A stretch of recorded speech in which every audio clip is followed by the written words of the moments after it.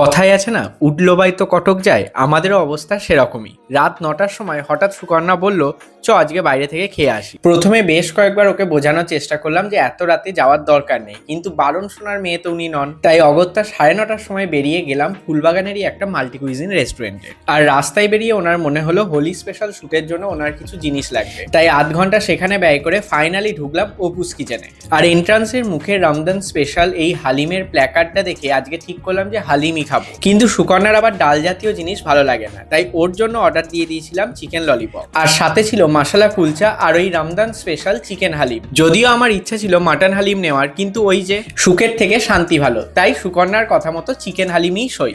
আর এনাদের কিন্তু একটা ভালো ইনিশিয়েটিভ আমার চোখে পড়লো। যারা সুগার পেশেন্ট তারা যাতে মিষ্টি না নিতে পারে, তাই জন্য ডেজার্ট সেকশনে 2 পিস রসগোল্লার দাম এনারা করে দিয়েছে 90 টাকা। আর এনাদের এই ইনিশিয়েটিভটাকে সাপোর্ট করার জন্য আমরা সেখান থেকে কোনো ডেজার্টই নিইনি। যাই হোক, এনাদের মশলা কুলচা আর হালিমটা কিন্তু বেশ ভালো খেতে ছিল। আর সবশেষে একটা কথাই বলবো, কিছু জিনিস আনপ্ল্যান্ড হওয়াই ভালো, কারণ এই আনপ্ল্যান্ড আউটিংগুলি একটা সম্পর্ককে জিয়ে রাখে। আচ্ছা, আমার এই চিন্তা ভাবনার সাথে কি তোমরাও একমত? একমত হলে অবশ্যই কমেন্ট করো, আর আমার এই ছোট্ট চ্যানেলটাকে সাবস্ক্রাইব করতে একদম ভুলো না।